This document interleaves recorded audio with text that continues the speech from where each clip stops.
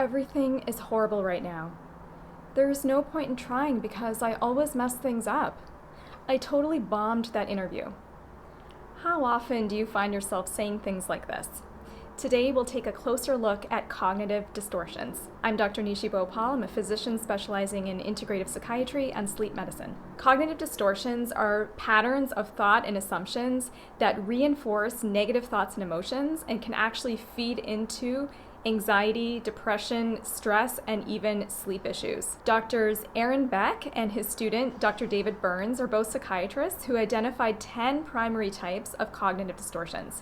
So today we'll take a closer look at 3 of them. The first cognitive distortion we'll look at, or unhelpful thinking style we'll look at, is called all or nothing thinking. This is also known as black and white thinking.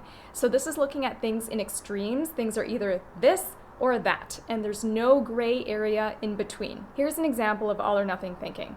So you've decided to commit to a low sugar diet. After you made that commitment, you end up eating a cookie.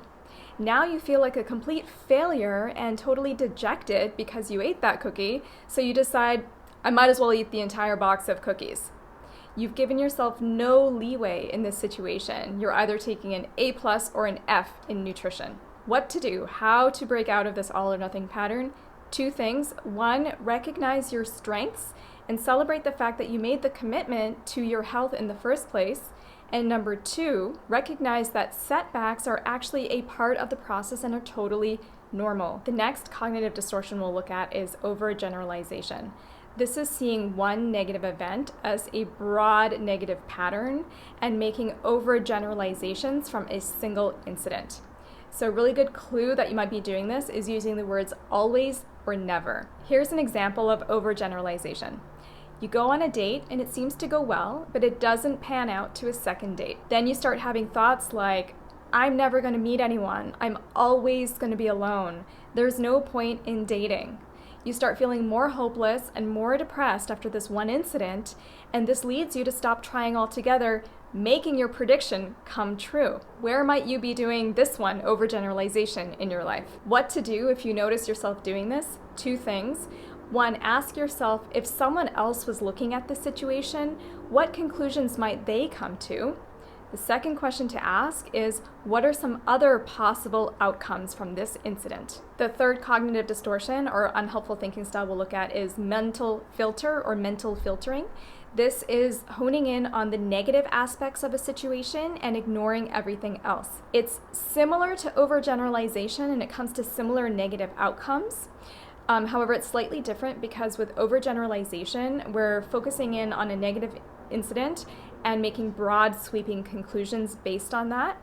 Whereas in mental filtering, we're zeroing in on that negative incident and ignoring everything else. Mental filtering can lead into a pattern of overgeneralization. So here's an example of mental filtering.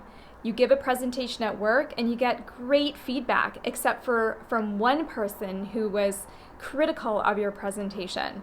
Now for the next few days, that's all you can think about. You keep on ruminating about that negative piece of feedback that you received, and you ignore all the great accolades that you received as well. This then causes you to feel more anxious and stressed, and you start feeling like a failure. Do you ever notice yourself doing this one? Here's what to do.